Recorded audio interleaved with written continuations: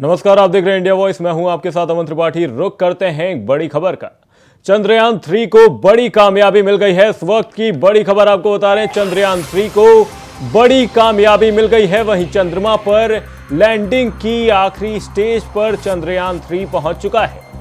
Propulsion module से lander अलग हो गया है। वहीं इसरो ने ट्वीट कर कामयाबी की जानकारी दी है। वहीं विक्रम लैंडर आगे का सफर अकेला तय करने वाला है। लैंडर विक्रम अलग होकर चांद की तरफ रवाना हो गया है। वहीं 23 अगस्त को चांद पर सॉफ्ट लैंडिंग करता हुआ विक्रम नजर आएगा। वहीं आपको बता दें, इसरो ने ट्वीट कर इस कामयाबी की जानकारी दी है। इस वक्त की बड़ी खबर आपको बता रहे हैं, चांद पर कामयाबी के एक कदम और नजदीक भारत पहुंच चुका है। विक्रम लैंडर आगे का सफर अकेला तय करने वाला है। आपको बता दें, प्रोपल्शन मॉड्यूल से लैंडर विक्रम अलग हो गया है। वहीं 23 अगस्त को चांद पर सॉफ्ट लैंडिंग करने वाला है लैंडर विक्रम।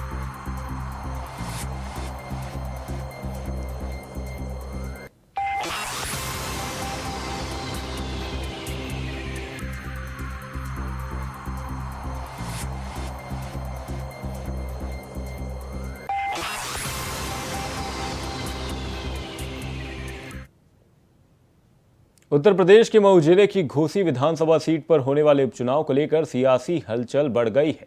जहां जिला मुख्यालय स्थित कलेक्ट्रेट भवन पर समाजवादी पार्टी के प्रत्याशी पूर्व विधायक सुधाकर सिंह नामांकन करने दल बल के साथ पहुंचे। आपको बता दें कि यहां मुख्य द्वार पर प्रवेश को लेकर पुलिस प्रशासन और सपा कार्यकर्ताओं के बीच में भिड़ंत हो गई, जहां वरिष्ठ अधिकारियों ने समझाकर मामला शांत कराया।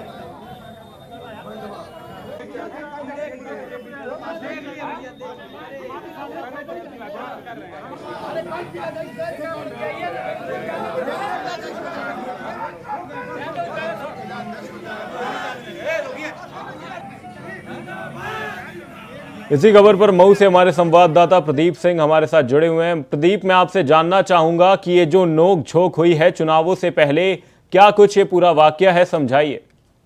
जी हाँ, पूरा वाकया यह है कि कलेक्ट्रेट परिसर में नामांकन कक्ष में जाने के लिए दो द्वार बने हैं, एक पूर्वी द्वार और एक उत्तरी द्वार। जैसा कि पूर्व कैबिनेट मंत्री दारा सिंह चौहान और उनके समर्थक जो है उत्तरी द्वार से प्रवेश किए थे, उसी विवाद को लेकर इन लोगों का कहना था कि हम लोग भी उसी रास्ते से जाएंगे जिस रास्ते से पूर्व कैबिनेट मंत्री के लोग गए थे। लेकिन इस दौरान पुलिस ने आज इन लोगों को रोक दिया, समाजवादियों को रोक दिया, यह कहते हुए कि आप लोग इस रास्ते से जाएंगे और नामांकन करके वापस आएंगे। इसी बात को लेकर काफी नोकझोंक हुई, हाथापाई भी मतलब होने की नौबत थी, लेकिन काफी विवाद हुआ। इसके बाद कुछ उच्च अधिकारियों के हस्तक्षेप से पुनः मामला शांत हो गया। लिहाजा समाजवादी पार्टी का यह कहना था कि हम लोग के साथ जाने आने के लिए भी भेदभाव किया जा रहा है, जबकि ऐसा नहीं होना चाहिए, सबके साथ समान व्यवस्था होनी चाहिए। साथ ही आपसे जानना चाहूंगा प्रदीप जी कि यहां पर सुधाकर सिंह अपना नामांकन करने के लिए पहुंचे थे। क्या नामांकन प्रक्रिया हो गई उसके बाद ये पूरा हादसा हुआ, या नामांकन प्रक्रिया के दौरान ही ये पूरा हादसा देखने को मिला? जी हाँ, यह नामांकन प्रक्रिया के पूर्व हादसा हुआ और नामांकन सपा प्रत्याशी सुधाकर सिंह ने अपना 4 सेटों में अपने दल बल के साथ नामांकन दाखिल किया। नामांकन कक्ष में सपा प्रत्याशी सुधाकर सिंह और उनके 3 समर्थक और जो प्रस्तावक ही अधिवक्ता ही उनके साथ अंदर प्रवेश प्राप्त किए। इसके अलावा सभी लोग बाहर ही रहे और नामांकन 4 सेटों में उन्होंने दाखिल किया। और दाखिल करने के बाद जो है फिर सुधाकर सिंह ने कहा कि हमें रोकने से, रास्ते बदलने से हमारा रास्ता नहीं बदलेगा, हम जीत के लिए अग्रसर होंगे। साथ ही प्रदीप, आपसे जानना चाहूंगा कि ये मामला था क्या, कुछ किन मुद्दों को लेकर यहाँ पर नोक-झोंक देखी गई, वहीं पुलिस अधिकारियों का इस मामले पर फिलहाल क्या कुछ कहना है? मूल प्रकरण यह है कि एक दिन पूर्व कैबिनेट मंत्री दारा सिंह चौहान भाजपा प्रत्याशी को प्रवेश दिया गया था उसी रास्ते से, उनके समर्थक भी उसी रास्ते से गए थे। तो उनका आरोप है, समाजवादियों का आरोप है कि सत्तारूढ़ दल को सम्मानजनक रास्ते से ले जाया गया, जबकि हम लोग को पिछले रास्ते से भेजा जा रहा है। फिलहाल क्या कुछ वहां पर माहौल है? क्या अभी भी वहां पर समाजवादी पार्टी के कार्यकर्ता वहां पर विरोध करते हुए नजर आ रहे हैं? समाजवादी पार्टी के कार्यकर्ताओं में बेहद रोष है, नाराजगी है। उनका ये कहना है कि हम इसका बदला वोट के जरिए लेंगे और अपने प्रत्याशी को जिता कर इसका बदला लेंगे और प्रशासन को भी इसका जो है हम जीत कर दिखाएंगे अपनी।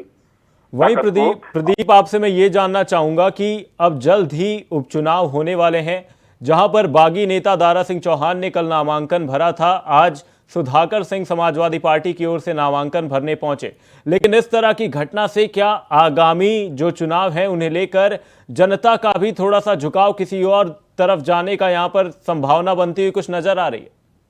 जी हाँ, इस घटना ने जो आज कलेक्ट्रेट परिसर में जो विवाद हुआ है, पुलिस प्रशासन और समाजवादी पार्टी के लोगों के बीच जो तनाव उत्पन्न हुआ है, ऐसा माना जा रहा है कि चुनाव के दौरान भी समाजवादी पार्टी और प्रशासनिक अफसरों के बीच कहीं न कहीं यह तनाव जारी रहेगा। ऐसा उम्मीद जताया जा रहा है कि यह जो है अपने वोटों को अपने पक्ष में लाने के लिए प्रयास करेंगे और प्रशासन से भिड़ंत कर भी सकते हैं।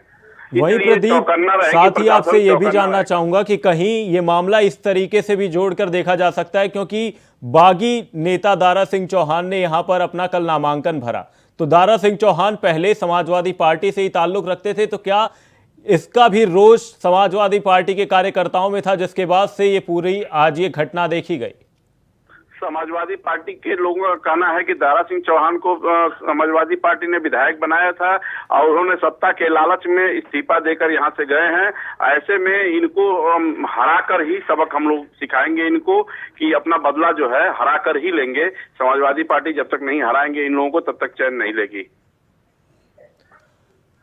बहुत बहुत धन्यवाद प्रदीप, तमाम जानकारी के लिए। आपको बता दें, सपा प्रत्याशी नामांकन के लिए पहुंचे थे, जिस दौरान समाजवादी पार्टी के कार्यकर्ताओं ने जमकर बवाल किया। पुलिस और कार्यकर्ताओं में नोकझोंक देखी गई।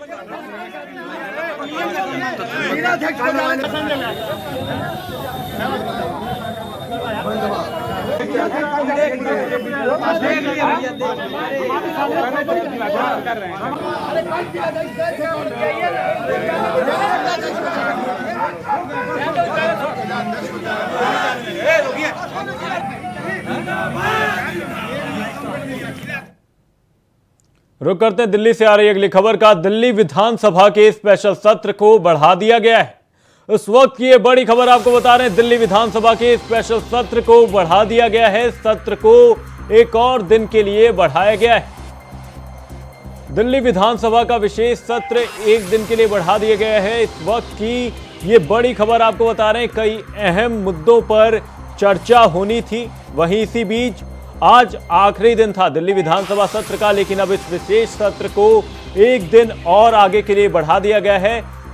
तो कयास यही लगाए जा रहे हैं, जिन अहम मुद्दों को लेकर चर्चा होनी थी वो चर्चा अब जो एक दिन और सत्र आगे बढ़ा दिया गया है उस दौरान ये चर्चा देखने को मिलेगी। इस वक्त की ये बड़ी खबर आपको बता रहे हैं, दिल्ली विधानसभा का विशेष सत्र एक दिन बढ़ा दिया गया है।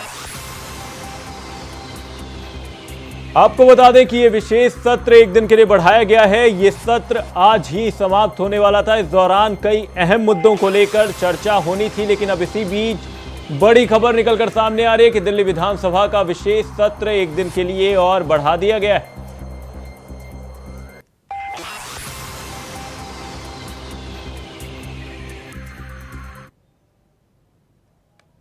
उत्तर प्रदेश में 5 सितंबर को मऊ जिले की घोसी विधानसभा सीट पर उपचुनाव के लिए वोटिंग होगी, जिसे लेकर उत्तर प्रदेश में सपा और बीजेपी के बीच कांटे की टक्कर देखने को मिल रही है।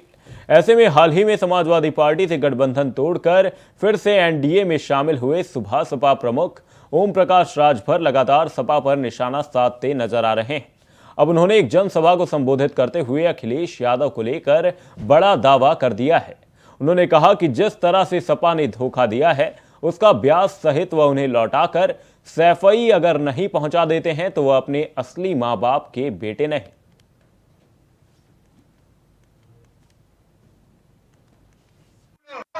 आपको बता दूं साथी, ये ओम प्रकाश राजभर के नाम का चुनाव है। इस चुनाव को दारा चौहान नहीं, ओम प्रकाश राजभर लड़ रहा है। इसको चुनाव को हमको आपको मिलकर के देखना है। तो बतावा चुनाव चिन्ह का निशान समय का बा,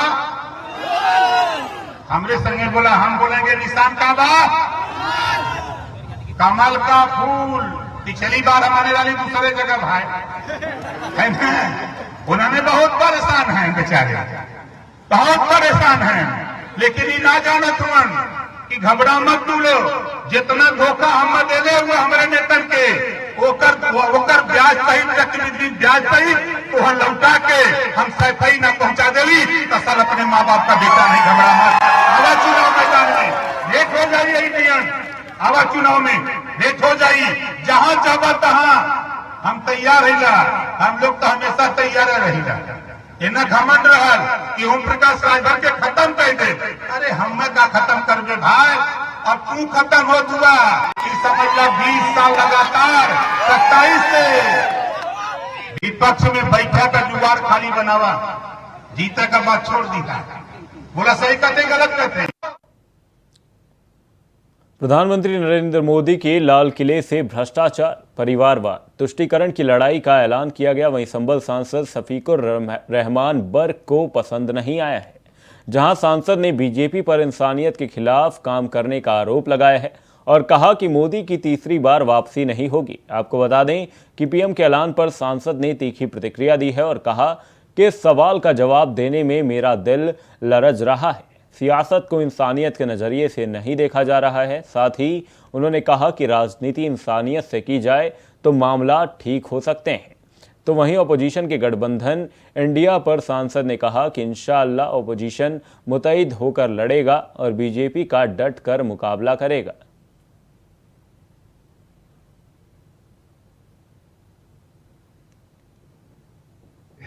ये इसका जवाब देने में भी मेरा दिल लरज रहा।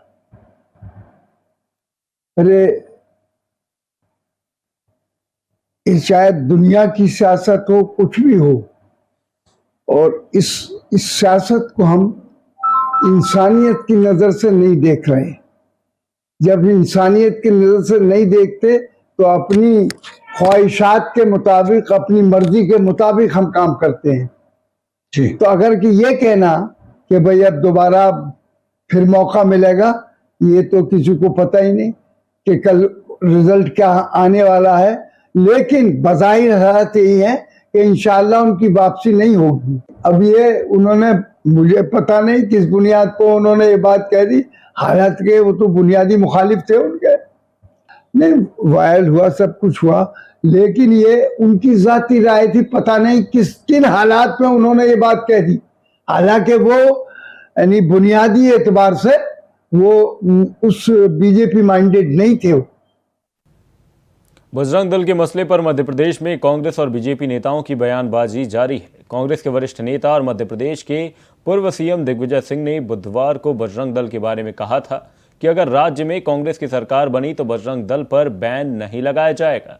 वहीं विवाद बढ़ता देख उन्होंने बयान से किनारा तो कर लिया, लेकिन इस पर सियासत धधक उठी, जिसमें प्रदेश के गृह मंत्री नरोत्तम मिश्रा ने कहा कि बजरंग दल देशभक्तों का संगठन, धीरे धीरे कई लोगों का आई फ्लू भी ठीक होता हुआ नजर आ रहा है।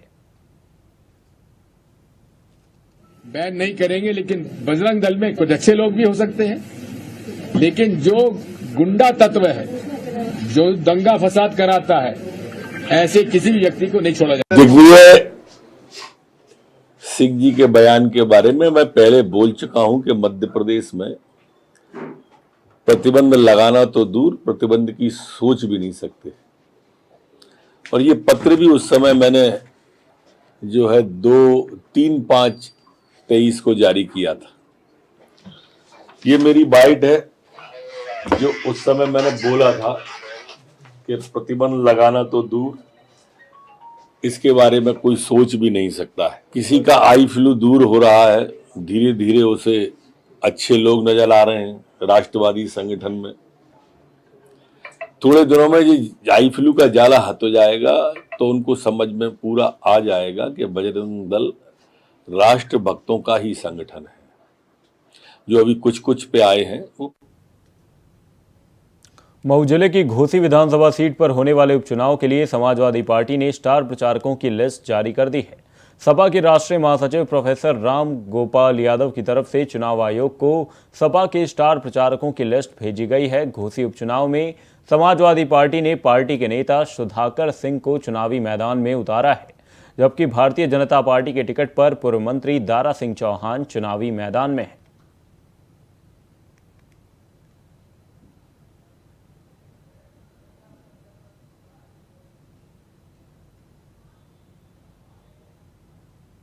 केंद्रीय मंत्री निर्मला सीतारमण, धर्मेंद्र प्रधान और भाजपा नेता संबित पात्रा ने ओडिशा के पुरी में मेरी माटी मेरा देश कार्यक्रम के तहत वृक्षारोपण अभियान और पंच प्रण प्रतिज्ञा में हिस्सा लिया। इस दौरान केंद्रीय मंत्री निर्मला सीतारमण ने कहा कि हमें अंग्रेजों द्वारा हमारे अंदर पैदा की गई गुलामी की मानसिकता से खुद को मुक्त करने की जरूरत है, तभी भारत 2047 तक एक विकसित देश बन सकेगा।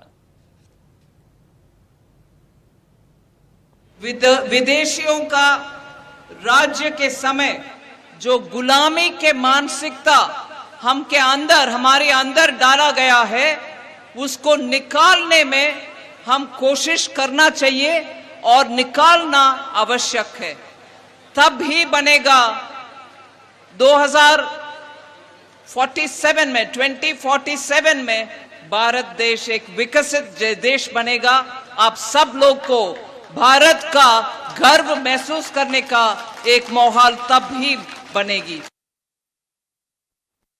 मुंबई में उद्धव ठाकरे गुट के सांसद संजय राउत ने बीजेपी पर करारा हमला बोलते हुए कहा कि चुनाव आयोग और सभी केंद्रीय एजेंसियों का दुरुपयोग हो रहा है। राउत ने कहा, एनसीपी प्रमुख शरद पवार ने कहा कि ईडी तय करती है कि कौन किस पार्टी में जाएगा और कौन मंत्री बनेगा, यह भी ईडी ही तय करती है। यह पवार साहब का बहुत गंभीर बयान है। Misuse of Election Commission, all agencies, central agencies. Pawar साहब ने कहा है आज एक बार कि ईडी तय करती है कौन किसके पार्टी में जाए, ईडी तय करेगी कौन मंत्री बने कौन क्या। ये बहुत गंभीर बात पवार साहब ने कही है। और पूरा सीएम भूपेश बघेल ने केंद्र की मोदी सरकार पर जोरदार हमला किया है। ईडी मामले में उन्होंने कहा कि केंद्र की ओर से पक्षपात पूर्वक कार्रवाई की जा रही है, अपनों पर रहम गैरों पर सितम की तरह से ये कार्रवाई की जा रही है। वहीं उन्होंने आगे विधानसभा चुनाव पर बोलते हुए कहा कि अब की बार 75 पार सीटें मिलने वाली हैं।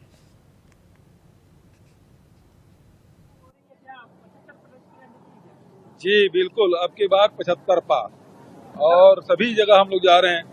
अभी खड़गे साहब आए थे, जांजगीर गए थे, उसके पहले मैं सरगुजा गया था। जी बिल्कुल, अब की बार 75 पार और सभी जगह हम लोग जा रहे हैं। अभी खड़गे साहब आए थे, जांजगीर गए थे, उसके पहले मैं सरगुजा गया था।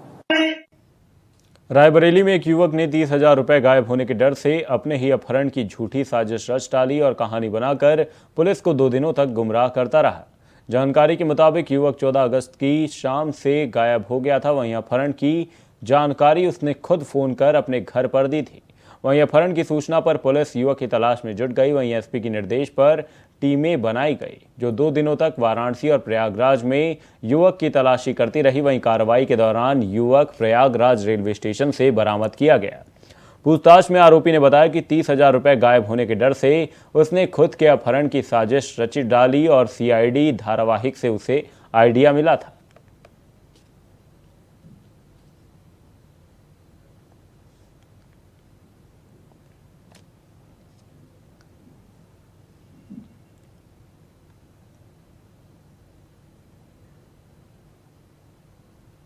हमीरपुर में परिवहन विभाग और ट्रैफिक पुलिस ने अभियान चलाया, जहां डग्गामर वाहनों के खिलाफ अभियान चलाया गया। आपको बता दें कि 7 प्राइवेट बसें और लगभग 1 दर्जन छोटे डग्गामार वाहनों का चालन किया गया है।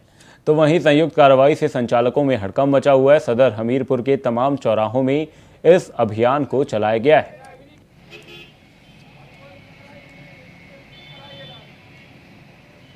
खबर हमीरपुर से सामने। परिवहन विभाग ने डग्गामार वाहनों के खिलाफ अभियान चलाया है। बस और छोटे वाहनों का चालान किया जा रहा है। वहीं पर इस कार्रवाई से वाहन संचालकों में हड़कंप मचा हुआ है।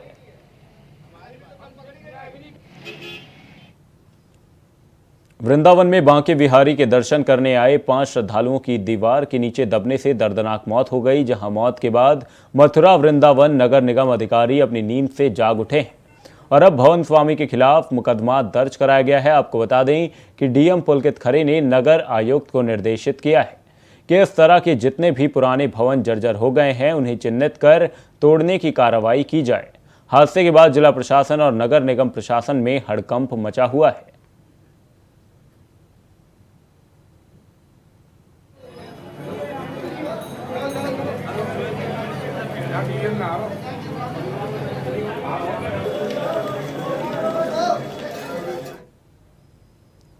यूपी में बीजेपी सरकार जहां शहरों और दूसरे स्थलों के नाम बदलकर गुलामी के चिन्ह हटाने का दावा कर रही है, तो वहीं बीजेपी से निर्वाचित चेयरमैन ने 9 वार्डों के नाम बदलकर संत महापुरुषों के नाम पर रख दिए हैं। आपको बता दें कि नाम बदलने का ताजा मामला संभल जनपद के बबराला नगर पंचायत का है, जहां चेयरमैन हर्षवर्धन वार्ष्णेय ने नगर के 9 वार्डों का नाम बदलने का ऐलान किया है। उल्टे पुल्टे नामों के अलावा अंग्रेजी वाले नामों को भी बदला गया है। वार्डों का नाम हिंदी में रखा गया है और साथ ही महापुरुषों के नाम पर नए वार्डों के नाम रखे गए हैं।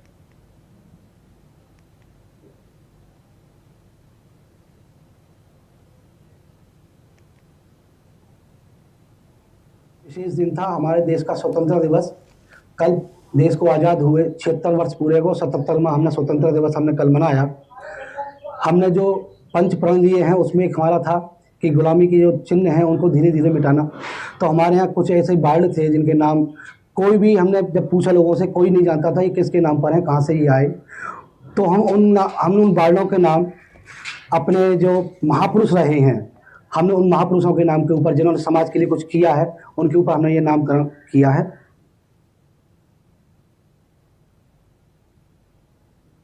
हापुड़ थाना बहादुरगढ़ क्षेत्र में पंचायत का अनोखा फरमान देखने को मिला, जहां छेड़छाड़ के आरोपी को गांव के बीच में चप्पलों से पीटा गया और माफी मंगवाई गई।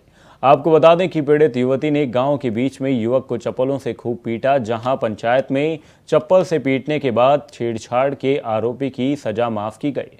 आपको बता दें कि पुलिस को मामले की कोई भनक नहीं हुई, तो वहीं बताया जा रहा है कि युवती ने आरोपी युवक के खिलाफ एक दिन पहले ही छेड़छाड़ का मुकदमा दर्ज कराया था। साथ ही चप्पलों से पिटाई का वीडियो वायरल हो रहा है।